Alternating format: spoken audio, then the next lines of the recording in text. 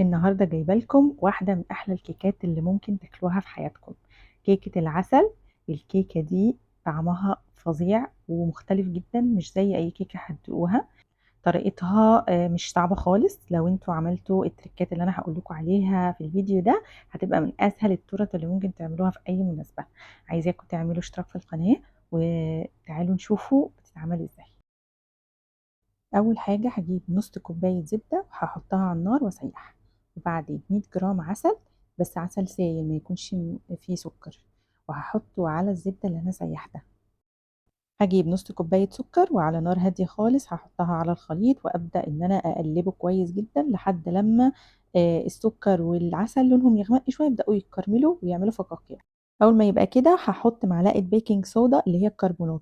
اول ما احطها ما ينفعش اسيبه ابدا، لازم افضل جنبه واقعد اقلبه. بصوا بقى هتلاقوه بيفور وبيعلى ولونه كمان بيفتح خالص، عشان كده لازم نستخدم كسرولة او حلة تكون عالية. هتلاقوا لونه بيفتح خالص في الاول كده ويبقى اوف وايت، وبعد كده بيبدأ يغمق وياخد لون العسل. اول ما يبقى لونه عسلي كده هرفعه من على النار على طول. ما ينفعش اسيبه وقت طويل علشان هيغمق ويتحرق مني. كده رفعتها من على النار وهسيبها حوالي 5 دقايق تهدى كده. بصوا شكلها بيبقى كده بالظبط.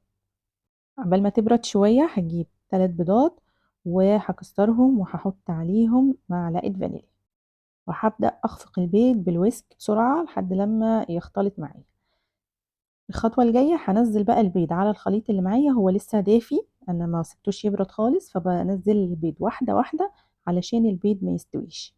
هنا هنبدأ نشوف إن الخليط بتاعنا بدأ لونه يغمق. ما تقلقوش، ده كده كده هيفتح تاني مع الدقيق. بفضل اقلب الخليط بتاعي كويس جدا واتاكد ان مفيش اي كلاكيع موجوده تحت.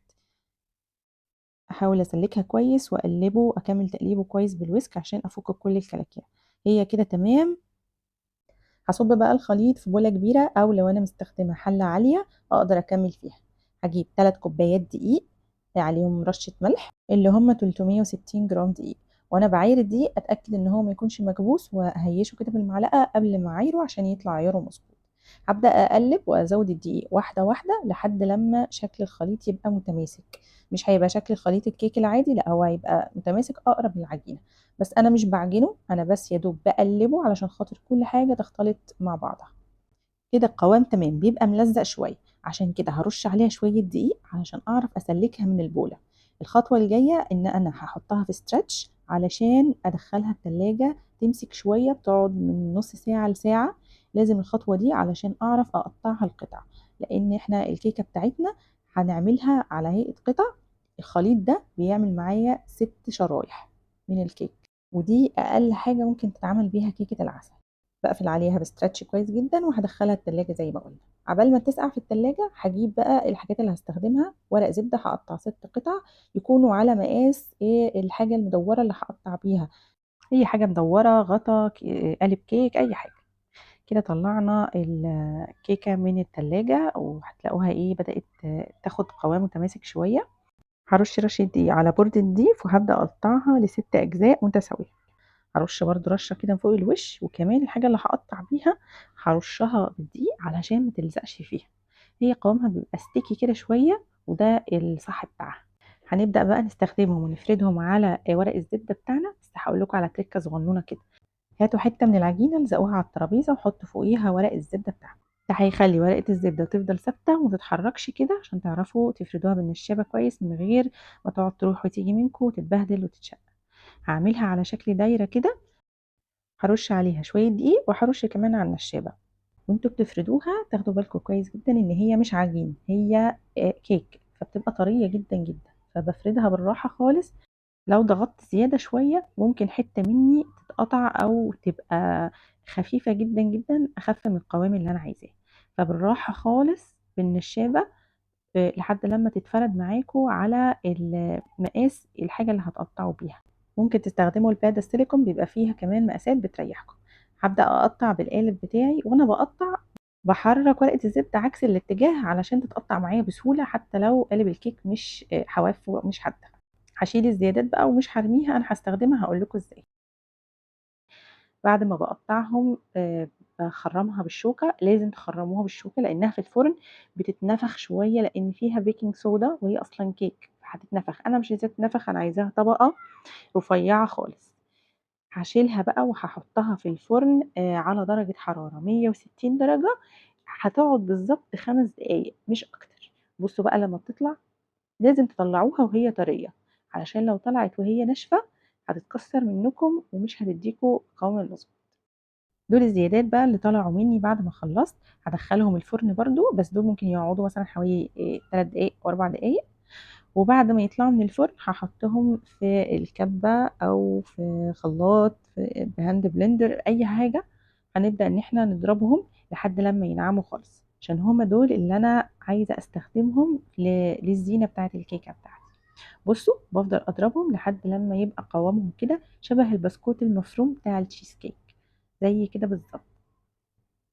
هابدأ أجهّز الكريمة بقى، هاحط كوبايتين كريم شانتيه، هاحط عليهم 200 جرام زبادي، يعني كوبايتين صغيّرين، ممكن أبدّلهم بsour cream أو ممكن أبدّلهم بcream cheese. المفروض الكمية دي هتاخد كوباية سكر بودرة، بس أنا هاحط نُص كوباية سكر بودرة بس عشان مش عايزاها مسكّرة، هي already الكيكة مسكّرة، وهاحط كوباية لبن متلّج وهاحط عليهم معلقة فانيليا وأبدأ أضرب. بابدأ أضرب على سرعة قليلة في الأول علشان الكريم شانتيه ما يطيرش، وبعد كده هاعلّي بالسرعة لحد لمّا تعمل لي بقى شكل الكريمة متماسكة كده. أنا هازوّد بس معلقتين لبن علشان أنا عايزاها طرية شوية عن الكريمة العادية، علشان خاطر الحشو معايا تبقى سهلة وتتفرد بسهولة.